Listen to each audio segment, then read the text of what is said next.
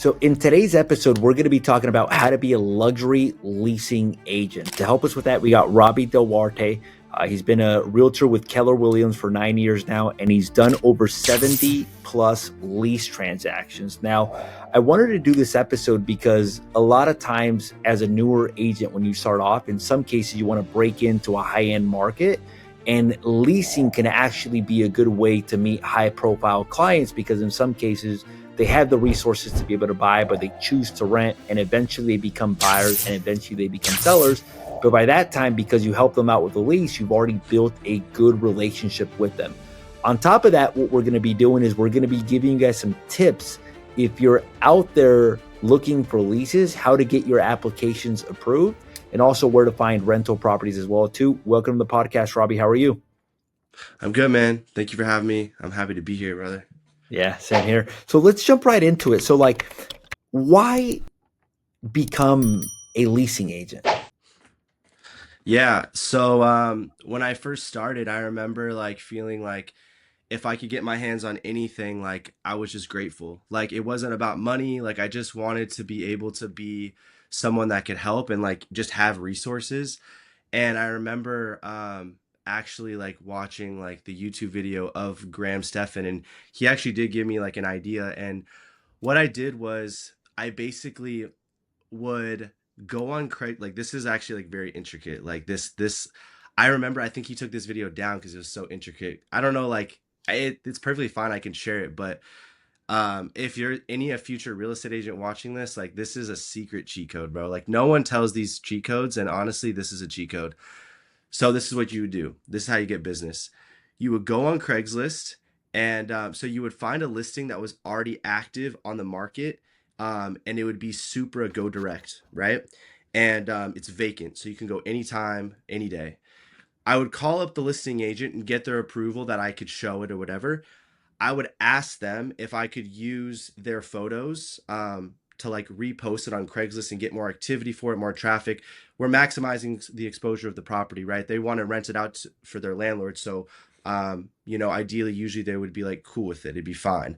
So I would get their permission. I'd use their photos. I'd put it on Craigslist. I would make sure, again, it was a vacant, super go direct property. And mind you, it was also a lower price point lease because the type of people you're going to get on Craigslist aren't going to be super high end luxury people. They're going to be, maybe like, you know, maybe lower budget, just trying to find a good deal, right? So I would do the lower single family homes that were in like kind of a lower price range, maybe even like 4,000 a month or whatever, right? Something small. And so I'd put that up there. I would then immediately the next morning be getting blown up by like Sally, Mary, Jose, Harry, like every single person, bro. Like my phone was blowing up, and I would get like 20, 30 messages. Things are a little bit different now with the leasing market. I don't know if you're going to get as many messages because I've did it for someone recently and they got like maybe 6, but it's not like it wasn't 30, but still, it still works. And again, this is 2025, so this is current. It still works. Is what I'm telling you. If you're an agent and you want to do this, it'll work for you. And so what you do is, yeah, you put it on Craigslist and you're going to start seeing the people come through. They're going to want to see it. You already know you can go vacant, go direct, right? So you don't even need to confirm with the listing agent to go show it because you already have access to the lockbox and everything. So you confirm when and you go and you show them. And then from there, you see their situation, right? You see like, okay, they're looking to, they might be like looking to find something usually like within the month, right? They need something quick. Um, and then you help them find something and then follow up, and then hopefully a year or two from them you can help them purchase something. But a lot of times from when I meet these people, I'm meeting so many people, I end up finding out that they actually are selling their condo to rent or something, or like there's more to it. Like there's like a purchase there, like maybe they have like I just had one recently. They have like a couple 100,000 in the bank and you're like, why are you leasing? You should buy. And you have to basically educate them and show them why it's smarter. And then at that point you convert them from a lease client to a purchase, right? A buyer. So there's a lot of like ways to handle it, but getting your foot in the door, being in front of someone is like that's the key. That's the key to be able to help the clients. But a lot of times there's so many real estate agents, so you can't necessarily like um Like it's hard to just have, like it's so saturated. It's hard to just find the clients. You have to pay for ads, right? You have to pay for Zillow, you have to pay for Redfin, Realtor.com, ClickFunnels on Facebook, ad spends per day and stuff like that. So it's like this is a free way to get yourself like leads and stuff. And honestly, like I shouldn't be sharing this. This is a cheat code. And now that I'm sharing it, if this video gets enough like engagement, like this method might get ruined, honestly. But you know what? I'm happy to share my secrets and put it out there. Um, but yeah, basically that's how I got into it. And then from doing all these leases, all the other agents got word that I was like the lease guy, and no one wants to do them because there's like not much commission in it. And so it wasn't about the money for me. I wanted to help. I wanted to be a resource. I felt like, you know, when I first started, like I just wanted to be like smarter. I wanted to be get my feet in the game, right? So that's why I did it. And then top agents would come to me and then they would refer me, and then it would vice versa just keep going from there and there. And like the word, it's a small world in real estate. So then your name gets to start putting around more and more, and then you just become that like go-to person. That's awesome. It's funny because when you're like, yeah, I start off with like a small lease, like like $4,000 a month. For somebody watching this, like in like Mississippi, they're like a small lease, 4,000. I'm just kidding.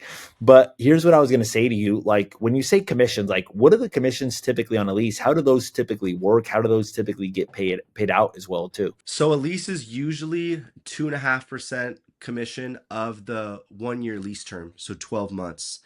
So to give you a rough number, I'll just So put let's it up say on the screen. 4,000 times 12, that's $48,000 a Yeah, year just to times two just to and a kind half. of show the audience. So you would just take the 4,000, right? And you would times it by 12. So the lease would be 48,000 is what the landlord would get for the whole lease. And then you would times that by 2.5%. And so that would be, so your commission would be $1,200 on that. Now you have, if you have a broker split, you have to get rid of some of that, right? But if you're doing a lot, they can add up over time.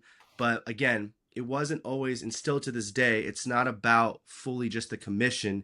It's about building rapport, building trust, building the relationship.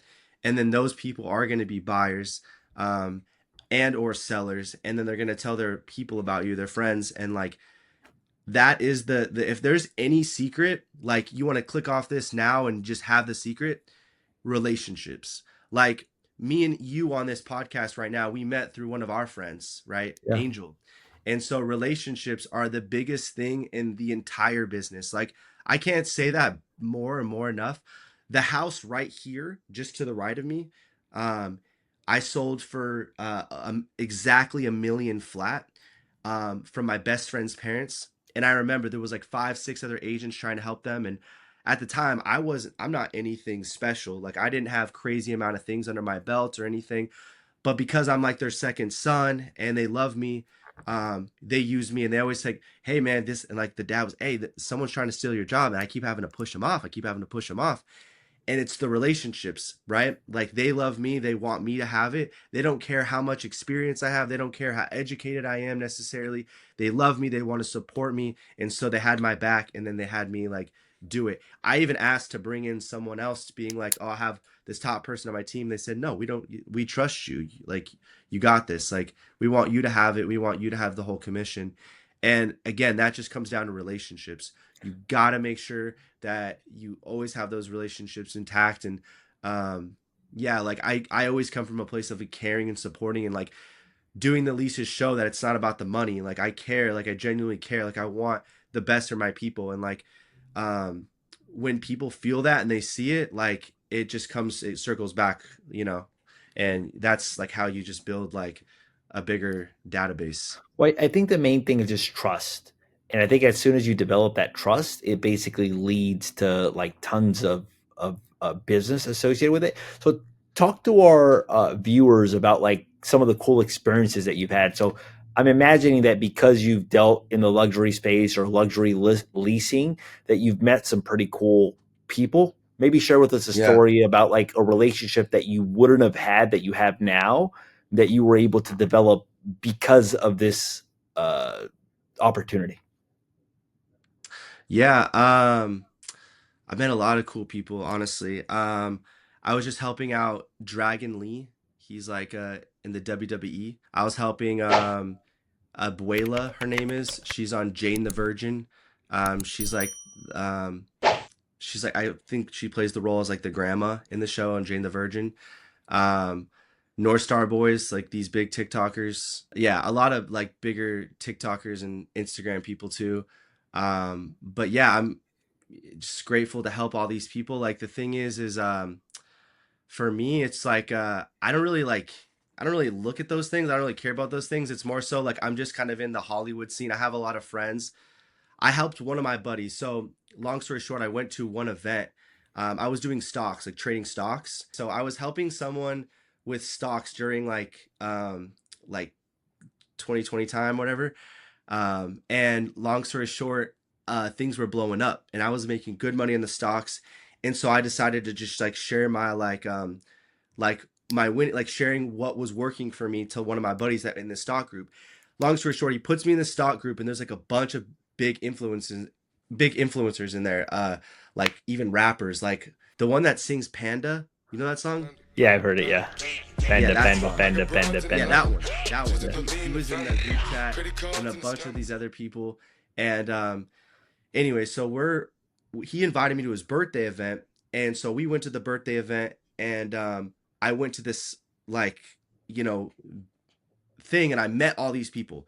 And from that day, I got invited to go to someone else's, like our this other girl's birthday.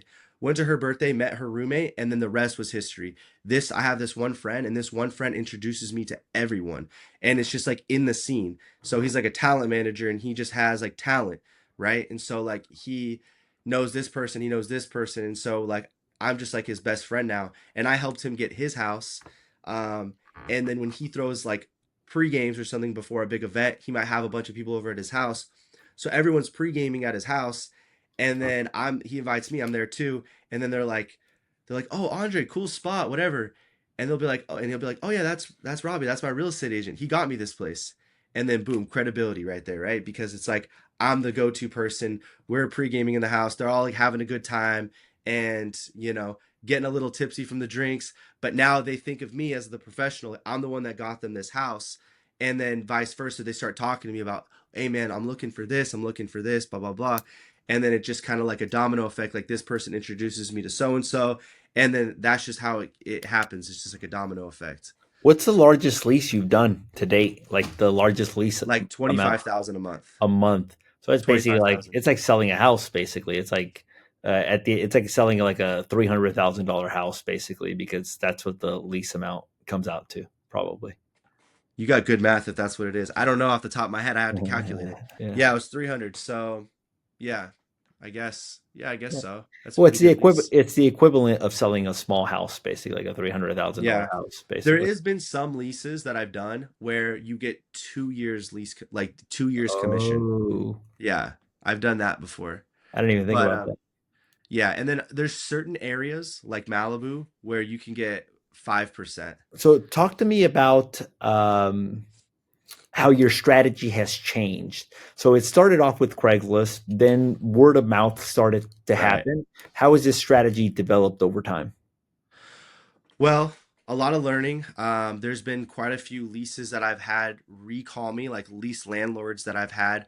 Again, like my transaction coordinator that does all my paperwork, she knew I did leases. She was an agent back in the day. She referred me a landlord that wanted to lease their property. I helped them lease their property.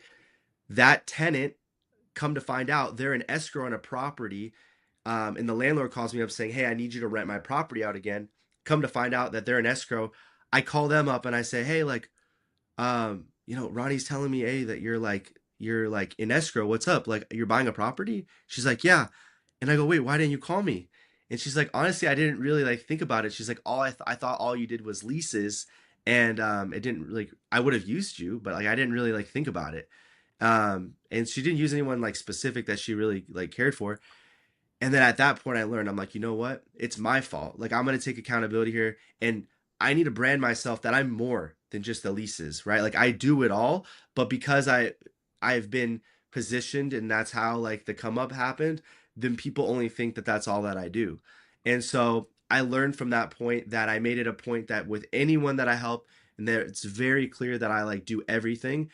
and that I'm here for them no matter what, through anything. Like, call me, like if your toilet breaks, like just call me, like I got you. Like, I'll make sure your toilet's fixed, or like anything, like going above and beyond, even being almost like somewhat of a property manager when I'm not. I like the landlord's doing all the property management, but like I'm still there to help in any way I can, even when I'm not getting compensated for it. Like, it's like I Yeah. just want to be that go-to person, because being top of mind is like the most important, because like they literally could still use you, but then they just didn't really think of you, and then they like sat an open house, or they went to an open house, they did something, and they're like, oh, like this is it, whatever. So like staying on like like on top, like it really like is like crucial. And like I learned that the hard way, losing a lot of money. I probably lost like over like 30-40K from like not Yeah. like People are just not thinking staying top about of it. mind. People not thinking about that you do that as well too. Meaning like not having the right conversations with people that you're helping. Basically, is it Right. better to be the leasing listing agent or the leasing buyers or tenants representative, or is it better to be both? Or what would you say? I guess that's a good question. I guess it depends on what you're listing. I guess the listing would be better, but I have two lease listings as we speak, and they're like it's a main house and an ADU. But there is also, it's kind of confusing. So it's a 5 bedroom house, but the garage part was split off, and they put a piece of drywall up where you can't access through it. And that whole like garage upstairs part is a 2 bedroom, and there's an elderly lady living there that's lived there since 2019. I helped her get into it. So when I try to lease out the main house, and then they realize that there's someone above the garage and there's someone in the backyard, it's like a farmhouse, like it's just too many people. Then they start, it's like very difficult for me to lease this, because I'm getting inquiries, like 10 inquiries a day, and I'm having to explain myself like a parrot to every single person. And yeah, it's just a lot. And that one's really, this one's honestly the most challenging I've probably ever had to deal with. But it is what it is. But I mean, if it's a traditional single family, then easily I would say just the listing side, 100%. How do the commissions work? Do they work the same? Like if it's two and a half, is I it mean, two if and a I'm half doing and the two and a half? listing, I'm always double ending it. Like I've never, like I think maybe there's been one time I haven't double ended it, if I could even recall. So like I'm getting like both sides. So it's basically, think of it as double commission, right? So So I'm getting so it's typically the same thing. So in Malibu, when it's 5%, it's usually 5% and 5% on each side. So it's usually like 10% for the lease, basically. correct. Got it. It's amazing. That's great, man. So what does the future hold for you, like in terms of like the leases? Do you see yourself like transitioning out of leases and just focusing more on helping buyers and sellers? Do you see yourself continuing to grow the leases? What's the future look like? Yeah, I mean, the future right now is actually I've gotten into quite a bit of Mhm.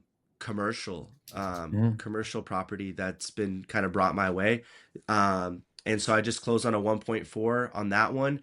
And this one was the most intricate deal I ever dealt with. And honestly, it made me so excited. Like it makes me like have passion again, like I did with the leases, where like it's like I almost feel like there's like, just to give some understanding, not to get into too much depth, because like I know sometimes people might think that it's like, oh, it's like business talk, and they, I feel like they think it's boring, but it's like real world stuff that people don't talk about, and it's like there's intricacy to it.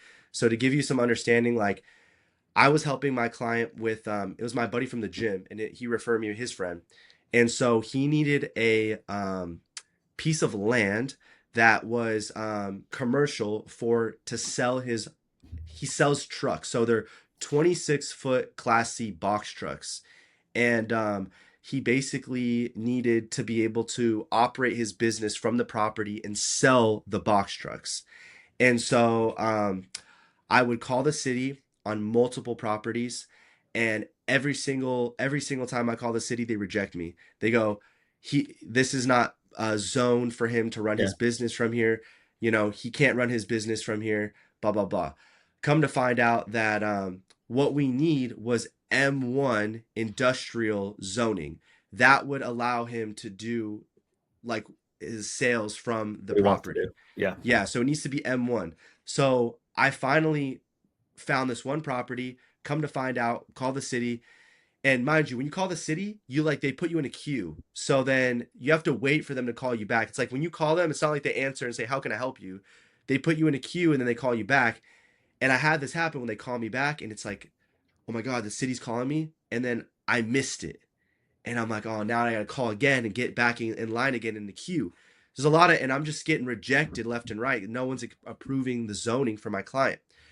Finally, I found the zoning. You never give up and you make it happen. M1 zoning. We got it approved for this one property. So basically, we got it approved, and that was the first step. We come to find out there's like an easement on the property, but the easement ends up being just like the junction boxes, like on the city lines. Yeah. The It's just like the city's allowed to access their property. That it's like a small easement. It wasn't like anything crazy, but we needed to confirm those details. And then we come to find out it was a piece of land. So to get financing on a piece of land, you need a minimum of 40%. He was only putting down 30%. So ended up we're doing everything we can to figure this out. The lender said he could probably shop something for 30. He wasn't able to get it. He was just, trying to say that I think he wanted the business, and so he wanted to try to shop it around. He couldn't make it happen. But we got lucky, and the seller did a seller financing or a seller carryback, and we ended up approving all the details with them, the interest rate, the length of the term, the loan, and everything. And yeah, we got the promissory note. Had the business attorney look over the promissory note, make sure everything looks correct and safe, and then signed off on it. And then yeah, after like 3+ months, we finally closed escrow on it. But it was very intricate. But like when we closed it, it was like so rewarding because you went through so much rejection and failure, and like finally like making it happen is like just like the best feeling. Like it's why you keep going and why you never stop. But circling back to like what's next and all that stuff, like I will always I'll never forget where I started. So I'll always do leases. I purchases, sales, commercial. Like I'll always say yes to all of it. But I guess like right now what's like happening for me is I just hired a cold caller um out of state. He's in Pakistan, and I give him all the data, I give him all the leads, and I give him a script, and he makes all the calls for me. He actually got an appointment for me actually today, which I'm really excited about. I got a talk with her. She told me to email her. So yeah, doing that, and then I have this other thing with this like these click funnels of like kind of like paid Facebook ads per day in a sense, where like people are already putting in their info of like they're not working with an agent and they're looking at their price range, their name, number, all that stuff, and it comes directly to me. So then I have it in my hand and I know that they're already somewhat serious because they're inputting all the information like themselves. Yeah. So that's kind of where I'm at now with everything.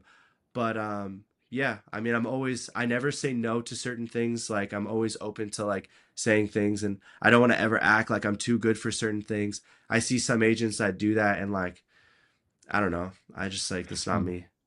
Good. What about some tips? Like, so what would you say the number one reasons why tenants get their applications rejected? And I'm imagining that in the line of business that you're in, that some of the value that you provide is helping them get their application accepted. Because I'm imagining that they try it on their own, and for whatever reason, they're not getting their applications, or they're not submitting full packages, or whatever it is. Yeah. What are some of the things, challenges that you see in that, and what are some of the tips?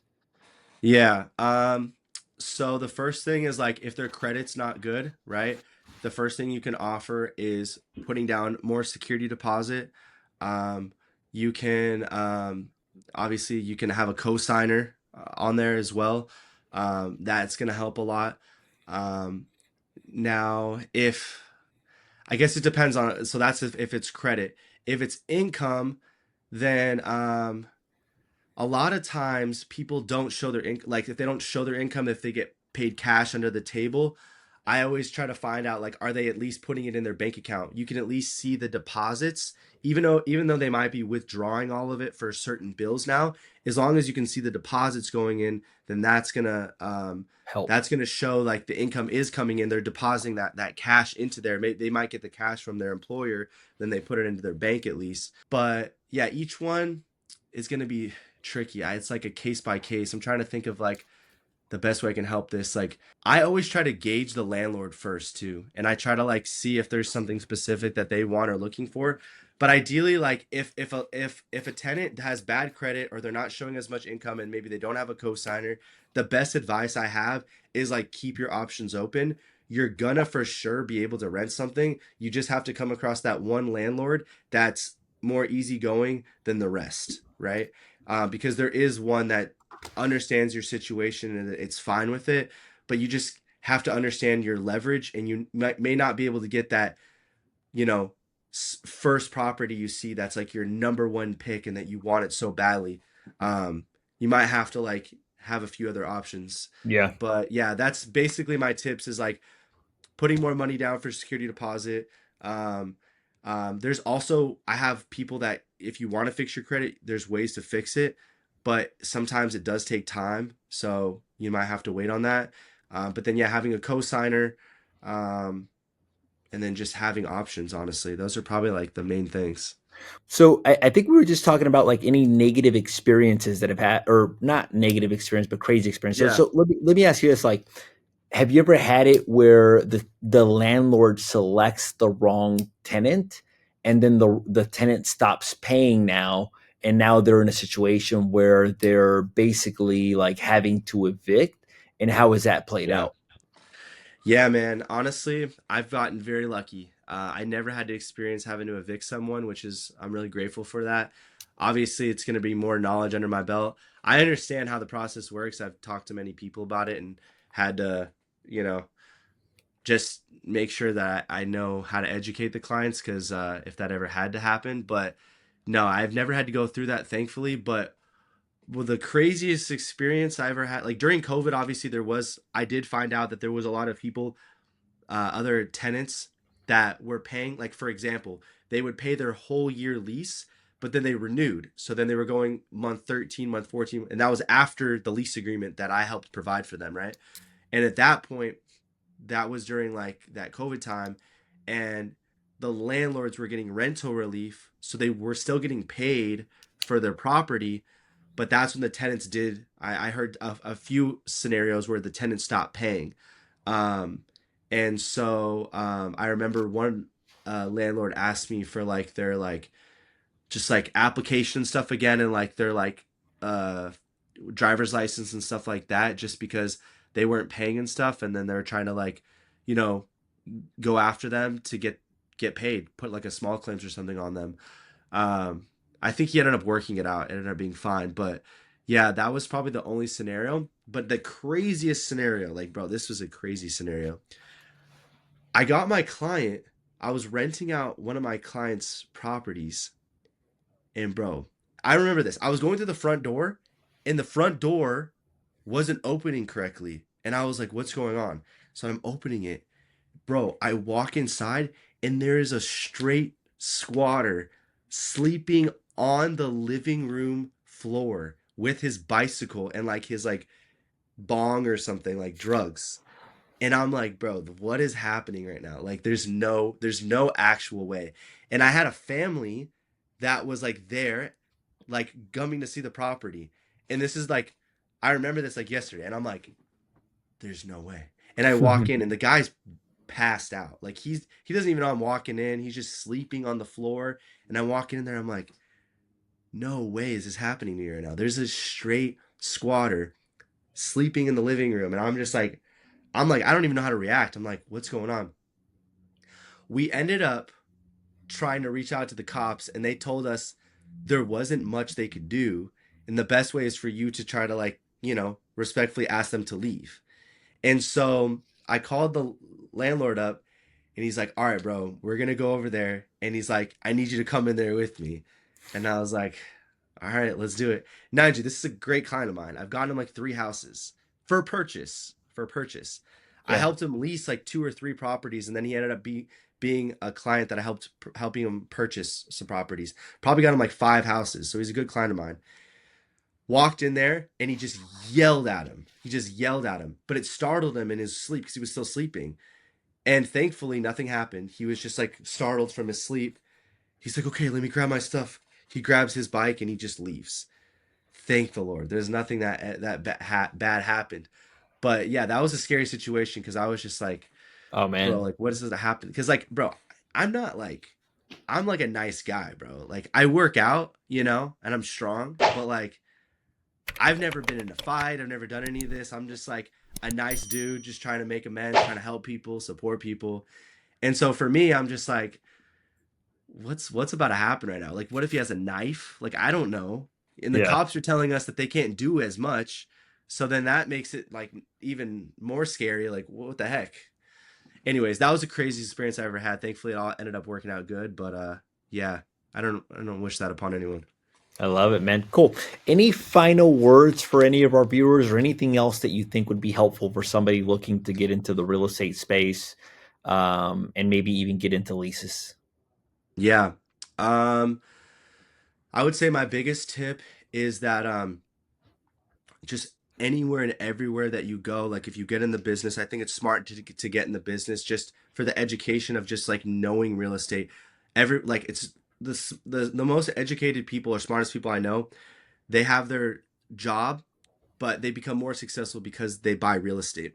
Whether it's in LA or out of state or wherever, real estate is definitely a very, very like smart investment. And I've seen a lot of people become successful. So just getting your license to have that is great. But if you don't actively do it, then I